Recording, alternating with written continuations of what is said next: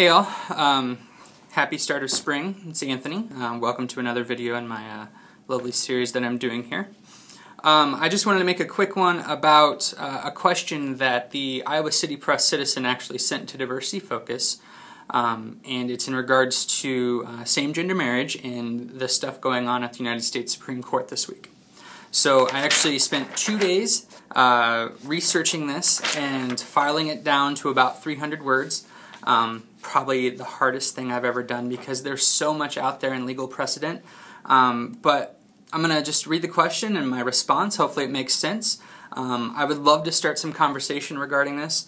You never know. You might see it in the paper if you're in Iowa City, or otherwise I just made an awesome video about it. Well, awesome perspective, right? Anyways, so here's the question.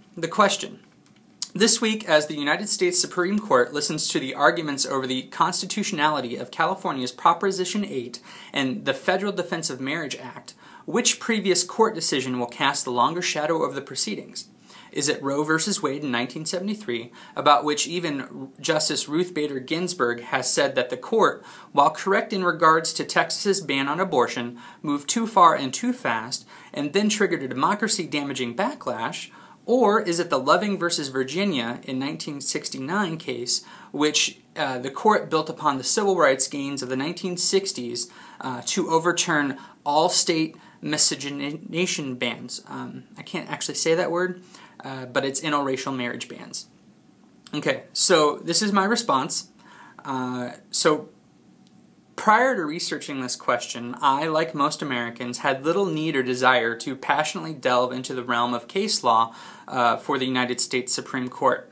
It's daunting, to say the least. While writing this piece, though, I found that it was going to be even more daunting to attempt to summarize everything in less than 300 words. Both Roe v. Wade and Loving v. Virginia lay important precedent for the arguments heard this week.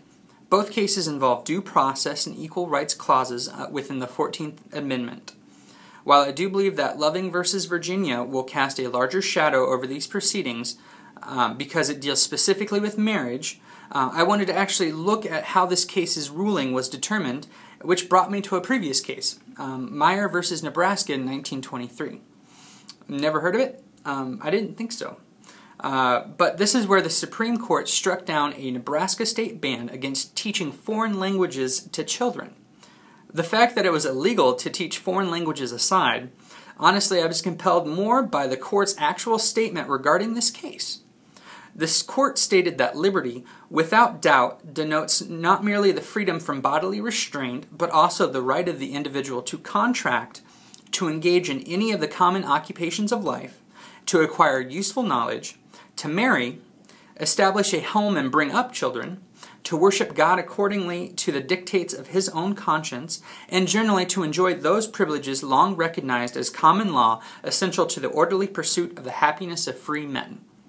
Now, because of the Meyer v. Nebraska case, I believe that then Chief Justice Earl Warren,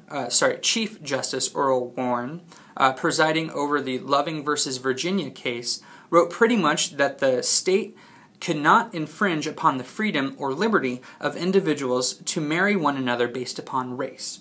So in my conclusion, I say, given these decisions, why then should states be able to deny the liberty of individuals to marry whom they choose, even if those intended spouses are of the same gender? Now, this was the hardest yet easiest thing that I've ever done. It took 2 days to write. To research this, and I'm not even through half the stuff out there, and I'll probably make some more stuff or videos regarding other cases that I find in international law with United Nations that the U.S. has signed in agreements with, and so I look forward to having some conversation about this video. Feel free to share this video if you want. Enjoy spring. Have a great day. It is Thursday, March 28th, I believe, and it's like the first nice day ever, and it is like 5:30, and I kind of want to go home. So, y'all have fun. Please discuss, and I look forward to just figuring out what all happens from this. So, have a good day. Talk to you later.